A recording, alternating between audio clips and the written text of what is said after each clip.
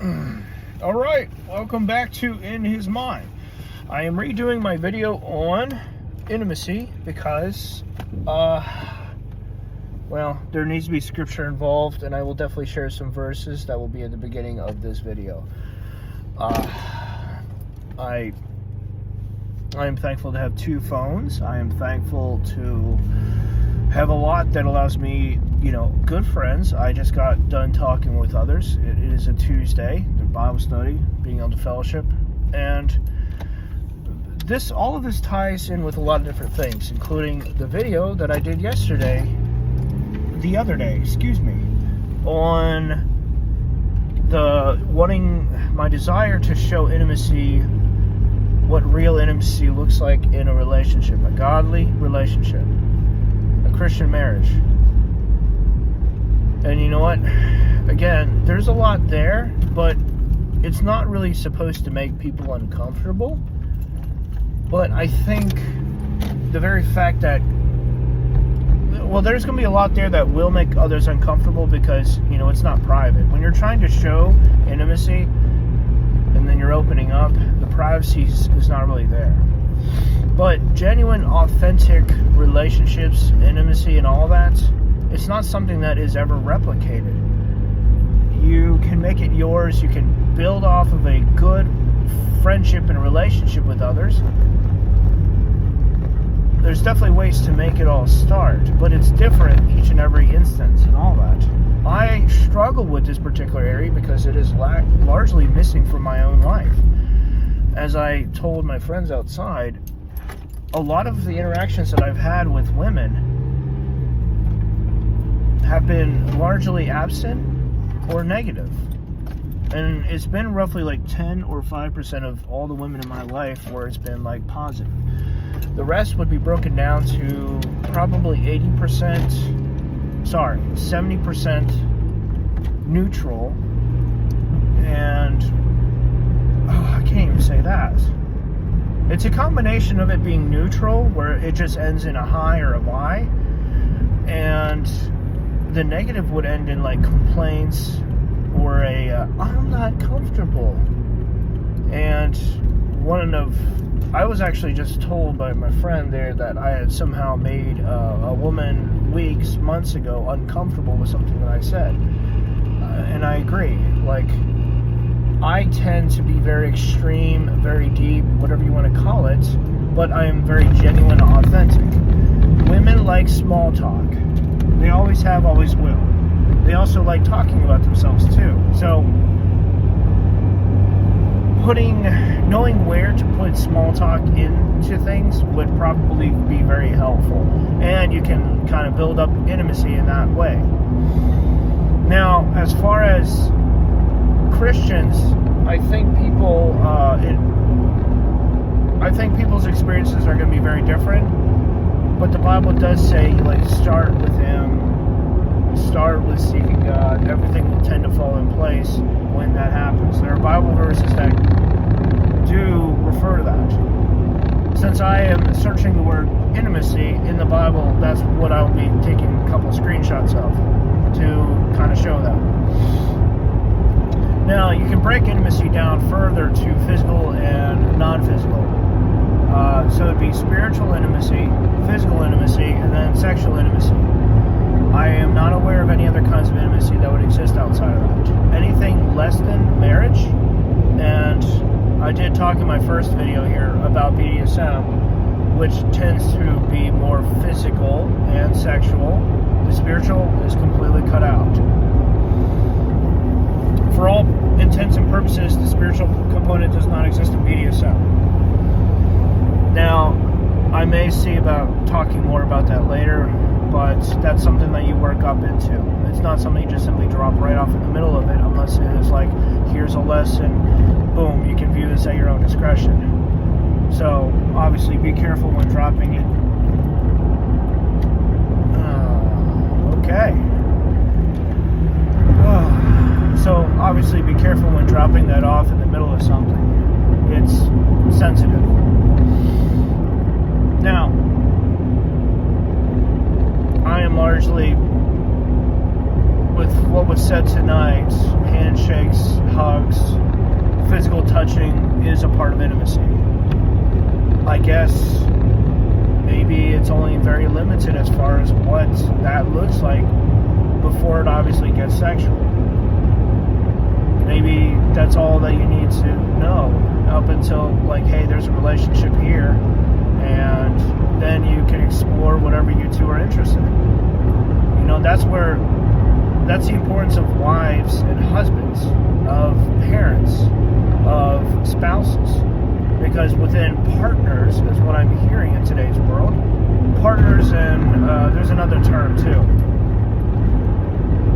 Sponsors, partners, you don't really get intimacy. You don't get that healthy touching of any kind.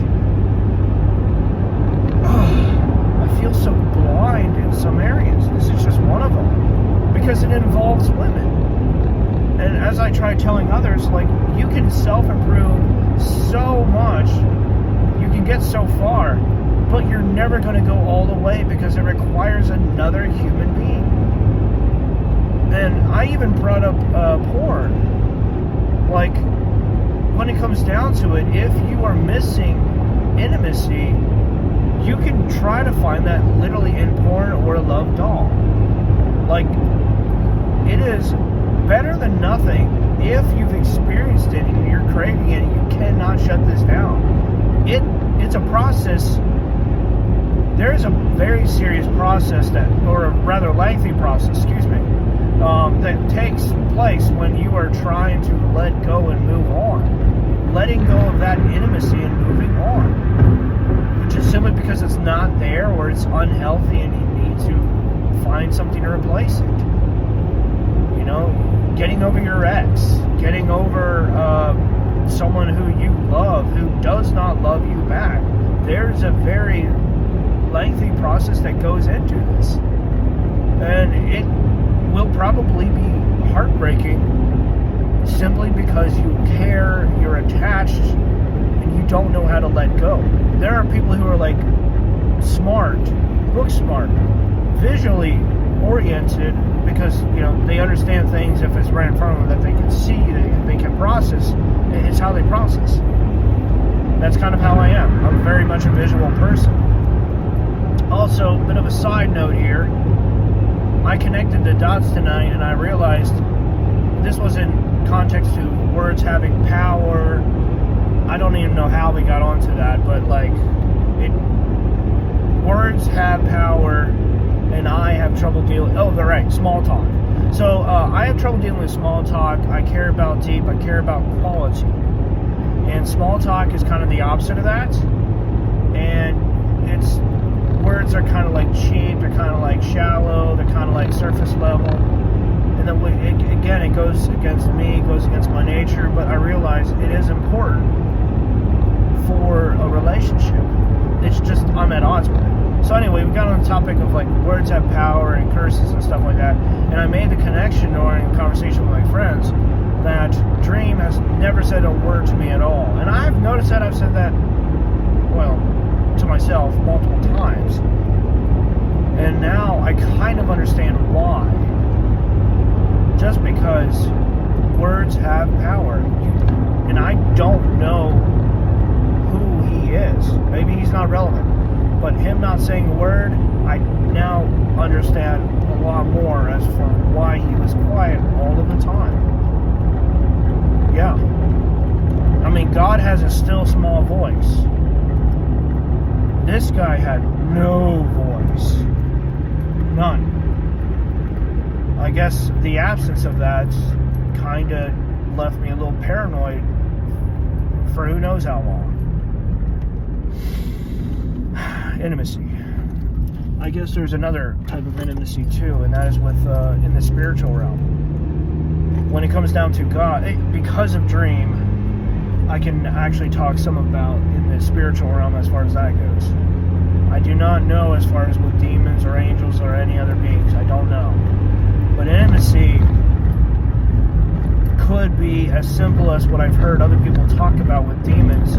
Simply worship my name, and you will be rewarded. The Mormon Church does talk about patriarchal blessings, but there's like no real intimacy there. It's a pursuit, it's a commitment. Very different. Because intimacy is not really, well, it is commitment. I will say that. But intimacy is much more than words. There's a lot of action involved there. All right, pay attention to the turn. Multitasking is not exactly my strong suit here.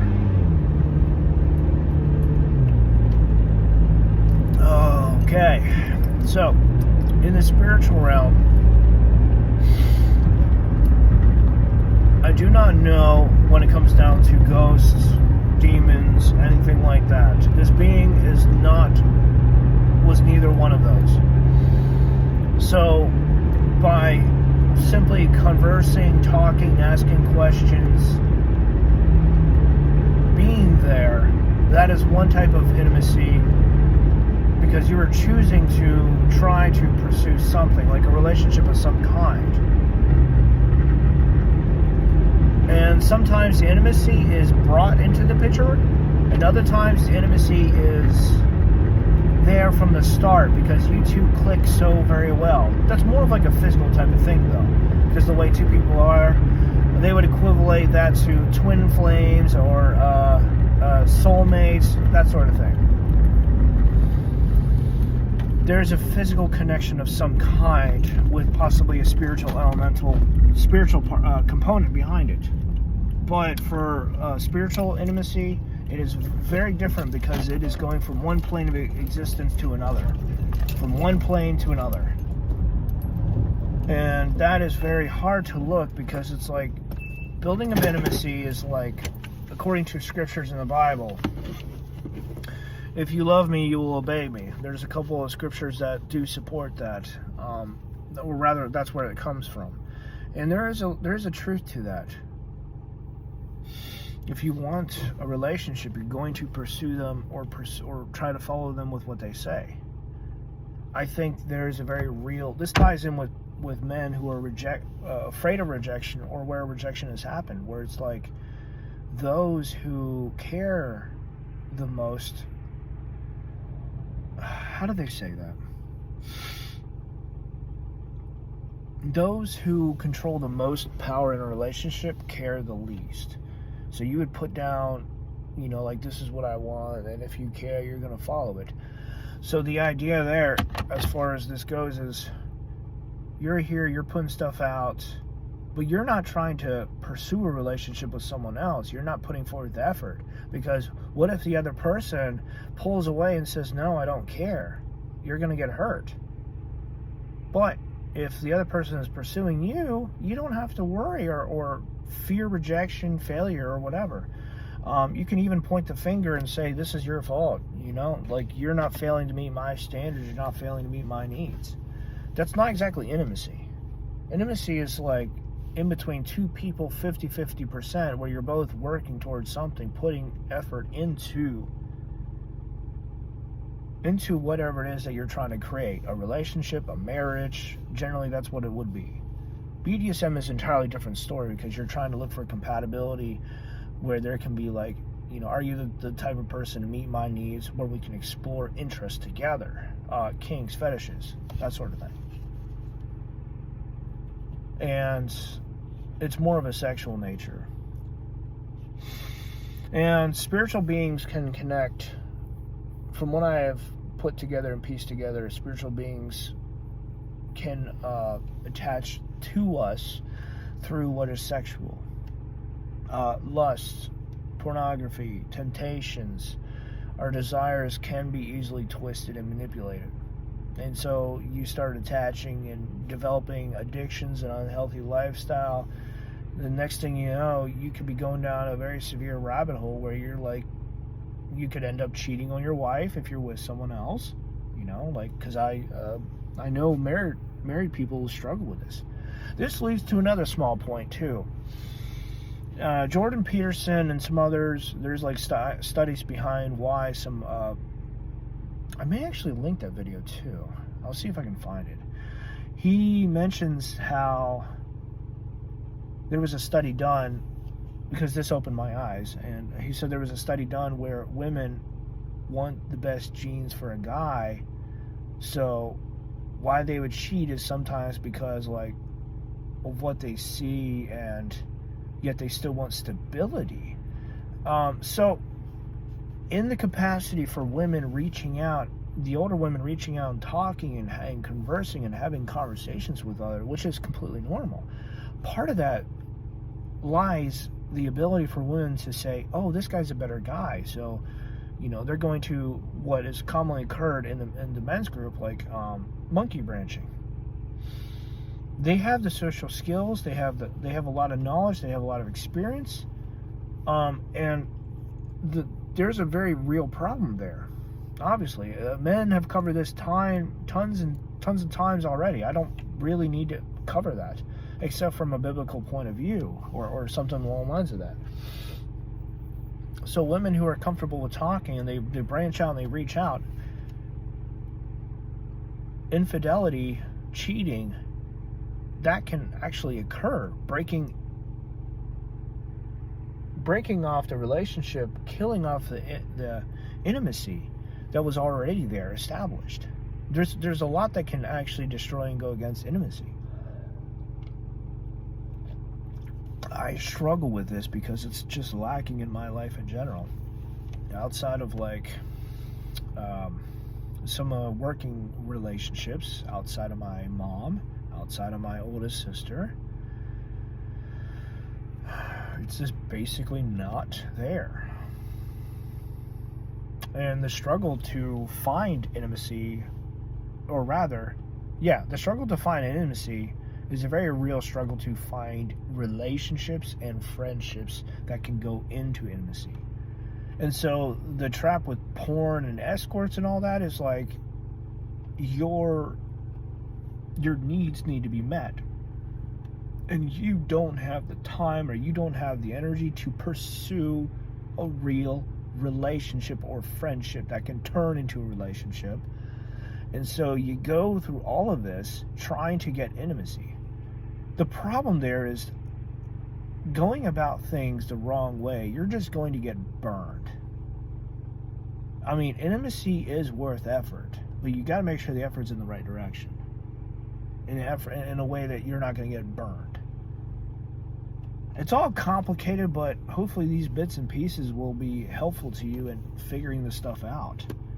So a lot of this is from what I figured out, put together with what other people have said, and all of that. I'm not sure there's too much left to talk about when it comes down to this.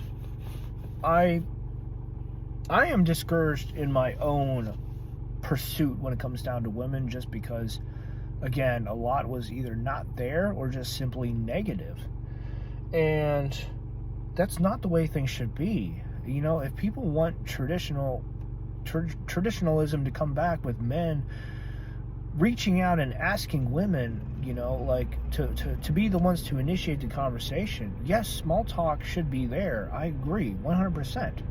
But there needs to be no condemnation, no accusation, no I'm offended. No, none of that. You cannot have something like that continue for years and years of your life with a whole bunch of either neutral, non-existent, or negative responses to men from women, and still expect men to try and reach for intimacy.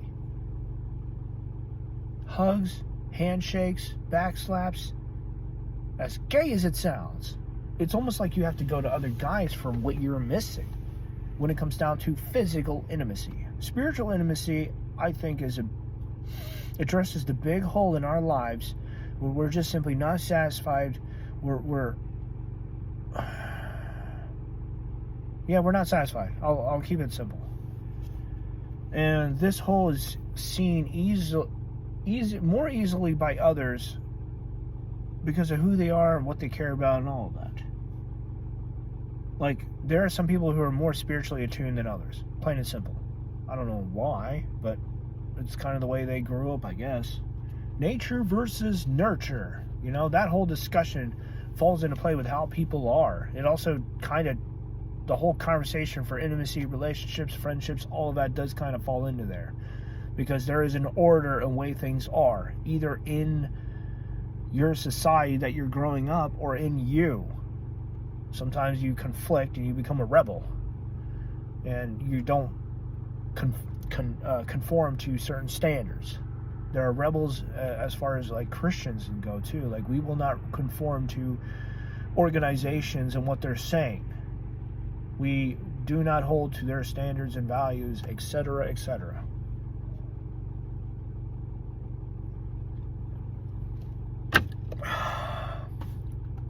Still, intimacy is something that is constantly pursued, plain and simple. Whether or not it actually works and there is intimacy largely depends upon what is actually there and whether or not it's private, I think.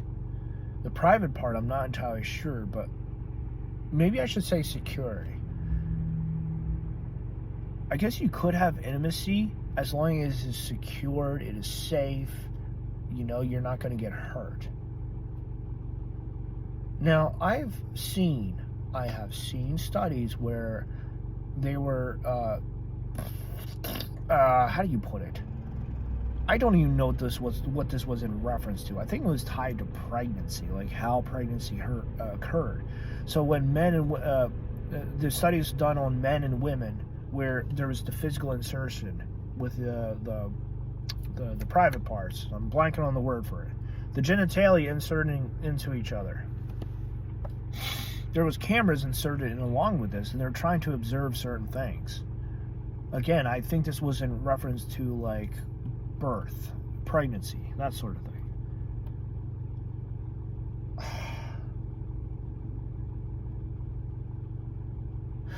It is said that there is spiritual bonding when physical bonding occurs. I guess the point I'm getting at. What kind, I can speculate on. I can pull up other people's research and look into that. I may end up doing that too. We'll see. There's a lot that's tied with this for sure. Alright, I think I'll end it here. I'm much more satisfied with how this video went and is than the previous one. It's over 20 minutes too, so not too bad. Alright, I would love to hear your thoughts on this. I put out a post, another little side comment, I put out a post on my Facebook page. I keep the two separate because I like having fun. I want my private page to be kind of kept like off the screen and all that. You know, the personal life versus your personal life versus your public life. Keep the two separate. Your work life, your private life, also separate. Keeps the issues, problems manageable. Anyway, I asked a question as far as what other people saw intimacy. I tagged some friends. I got a message back from an old family friend. She did not feel comfortable with it. Can you ask a less personal question, etc., etc.? Oh my word. Yeah. This is personal, this is intimate. I can, on one hand, I understand why it is a sensitive topic. But on the other hand, it's like, it's not exactly the wrong place, I mean, it's my page, my profile, all of that. It's not wrong to ask a genuine, authentic question.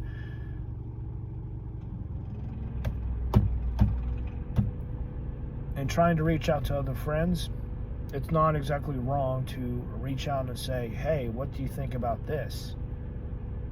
But it should not be, as long as you're doing it in a respectful way, it shouldn't be room to, you know, there should not be alarm, there should not be concern, it shouldn't be offensive, I guess is what I'm getting to. And as I explained to my father here, because intimacy does tie in with fellowship here, I have very few friends who I can spend time with, and basically it boils down to Bible studies on Tuesday. I am taking a break from church, but outside of the Tuesday Bible study, I got nothing, man. I have the internet and I can reach out and talk to other people and maybe build something up there. But even then, you're not meeting up with others and spending time with them. And you can fellowship with others online, but it's to a much more limited degree. You cannot replace all human contact with the internet. Let me see what else here. With that being said, I work nights. There's just some things I cannot do, like volunteer my time. I have to sleep. I have other responsibilities to take care of. And those who are married have other responsibilities to take care of, their kids or whatever. Your social life takes a hit because, hey, the daytime's for working, but you work at night. When do you actually have time to do anything? Roughly, it would be when you get off at 6 through 8 in the morning till 10, maybe afternoon, and then you have to adjust your sleep time. Go to sleep earlier or whatever. Ugh. Wake up for that 5 p.m. dinner with so-and-so. Can't go to sleep at 12 because 12 to 5 is 5 hours. You have to go to sleep at 10 o'clock in the morning to get 7 hours of sleep. Fellowship matters, and working nights, well, night shift kind of hurts your social standing and all of that. Anyway, I was going somewhere with all of this. Yeah, right. Fellowship was missing in my life. I have to do something. I have to try and see what I can do. But obviously, this is in conjunction with the other responsibilities and all of that. If I can't find it at church, where am I going to find it at? I mean, part of the problem with all of that is, hey, there's a Mormon church. I can actually sit down and talk to other men after service in some way, shape, or form. And yes, it caused problems when I brought this up to the men in the Bible study, because it's like, look what this Mormon church is doing that this church here that is not doing. There is no time for men to get after a service and just simply talk. There is Tuesday Bible studies, and that's it. Oh yes, right. There's the Saturday mornings, once a month. Fellowship is lacking, plain and simple. But it's amazing how Mormon churches, or at least this one Mormon church that I've gone to, because it's the only one I've been to, where fellowship is a priority. Men and women. They don't discriminate as far as I can tell. So my struggle there is, well, what do I do? You're supposed to go to a church to get your needs met, and yet they're not being met. So, yeah. This is my struggle, though. I'm just kind of putting that out there because, the lack of boundaries, the lack of walls, me just simply not caring. There's more to it than that.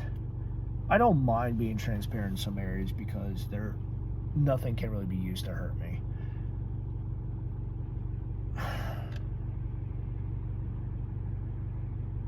Yeah, that's part of it. I will thank you for if you listen to this to the end here, I want to thank you for this. I hope this has been interesting, encouraging. There's a lot here, a lot to unpack. And this may take you years to fully understand certain things, especially since, where other women are concerned. I think there should be a limited amount, though, because I do believe the saying is you cannot love women. How's it go again? You can either love or understand women, you cannot do both. Or something along the lines of that. Or maybe you shouldn't do both. You should try to do one or the other. I don't know. Either way, thank you. I hope this was interesting. Again, there's definitely some Bible verses. Feel free to go all the way back to the beginning and just take a look at some of the stuff too, because there's a lot there. All right, until next time.